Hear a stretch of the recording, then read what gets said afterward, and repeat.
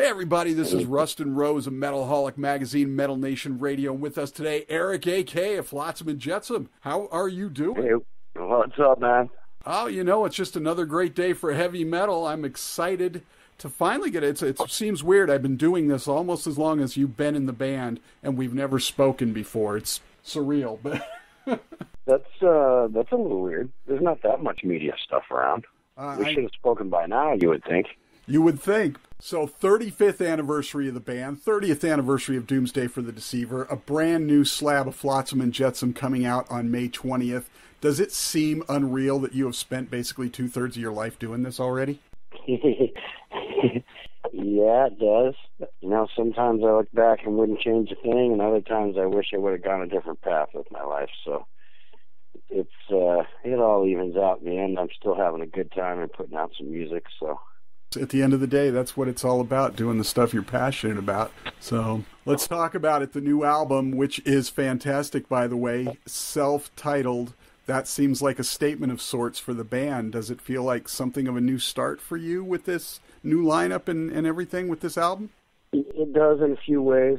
We've got a completely different look on the whole metal industry, the whole music industry than we ever did before. We see it for what it is and not for what our teenage wide eyes hope it was going to be. So, everything's a little more clear to us about where we expect to be with it and how big we expect to get and all that. So it's a little more relaxed, and we know what we're doing a little more, so everything's a little easier this time around, I think. So how did the return of Spencer and, of course, the additions of Steve Connolly and Jason Bittner impact the writing and creation of this record?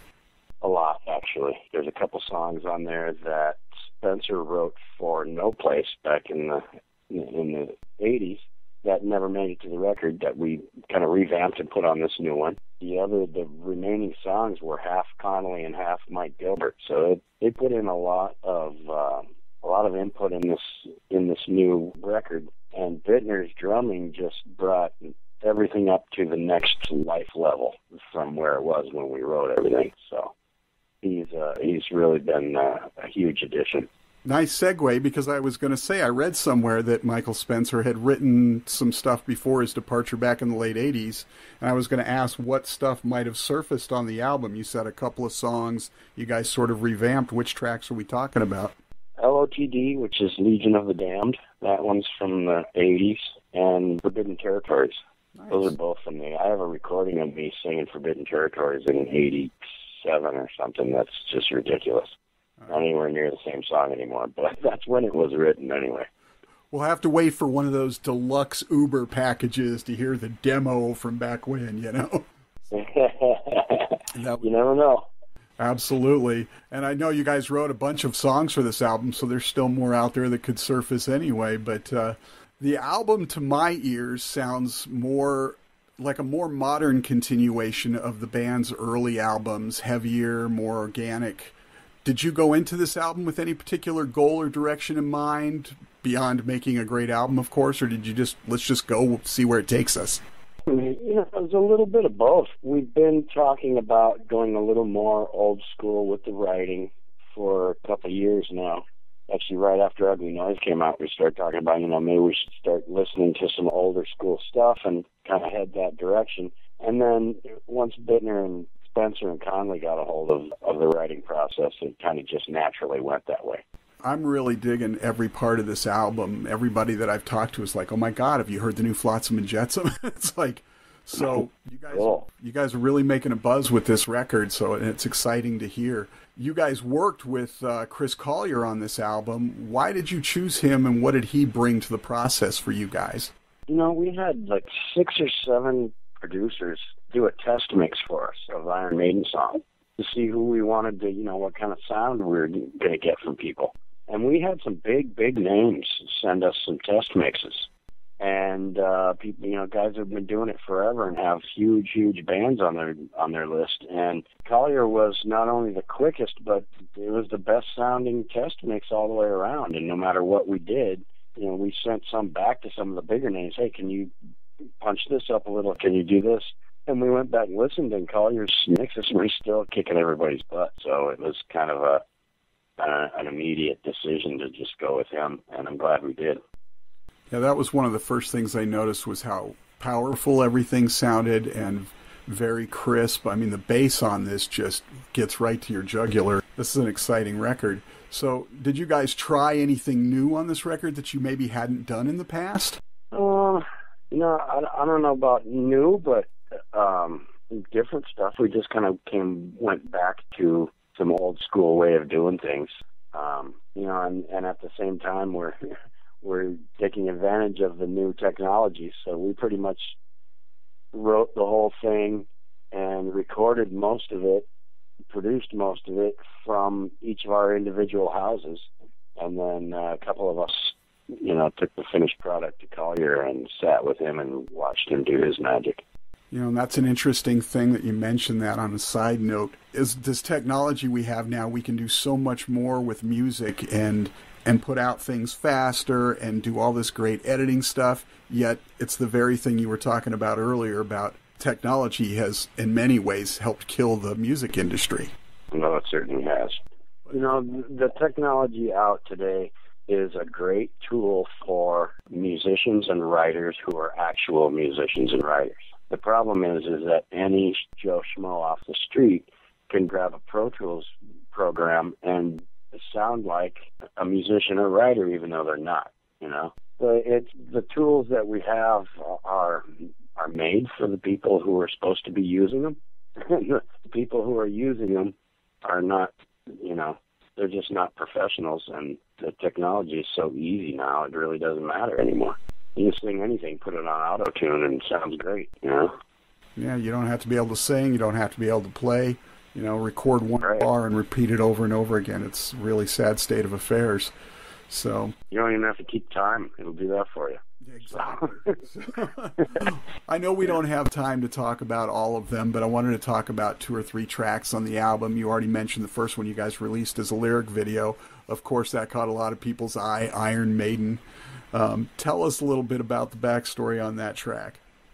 Conley handed me that song, and I listened to it. And, they give me, sometimes they give me the semi-finished tune, and I have to listen to it and kind of decide what it sounds like. Does it sound like a horror movie? Does it sound like a McDonald's commercial? What does it sound like? What am I writing about?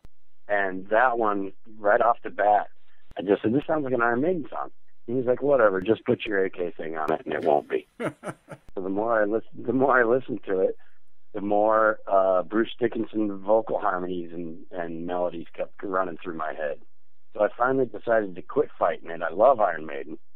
So, quit fighting it, and I'll just write a Bruce Dickinson melody over this. And then when it came time for lyrics, I'm like, I really don't want to write it about the band Iron Maiden. Because, it's just kind of like a fanzine thing to do, even though they are one of my favorite bands on the planet. And I looked up Iron Maiden, and the first thing that popped up was the little casket with all the blades all over it. And I was like, that's what this song is about. It's not about the band at all. So it sounds like Iron Maiden as far as vocal melody and the music, and that is kind of a tribute to the band because we like them so much. But the lyrics are about the actual torture device itself, the Iron Maiden. So I thought it was a brilliant homage, the way the music did exactly what you would expect. And then, the lyrics were the other side of things, and I thought that's perfect, So yeah. It kind of turned out that way. That was actually one of the first songs done on this record. So a couple of my favorites on the record are Life's a Mess and Verge of Tragedy. Both of them made me think of the terrible shape our nation's in right now in this carnival abomination of a presidential race we're watching.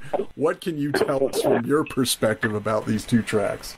Life is a Mess is basically about, there's a big handful of people who go to shows and jump in the pit because they want to escape their lives for an hour or so. And that's basically what this song is about.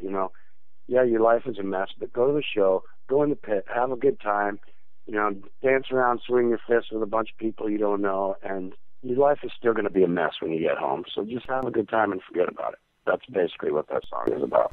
Verge of Tragedy is about anxiety attacks. Oh, wow. My daughter has some anxiety attacks once in a while, and she kind of was describing to me one night what it's like, and next thing you know, I've got all the lyrics for that song in my head. So that's basically what that's about, anxiety and depression. And it's interesting you say that. I mentioned before we started doing the interview, I work at a prison by day, a women's prison, and we get a lot of those women who deal with a lot of that stuff, and it's hard to watch. It's heartbreaking for a lot of them, and you know, for those of us who don't have them, you're like, this seems like something easy to control. It's not. Yeah, it's definitely not. My daughter listens to that song, and she says just listening to this song throws me into a little nervous breakdown. Oh, wow. I'm like, well, that's good, I guess. Good for my song, anyway.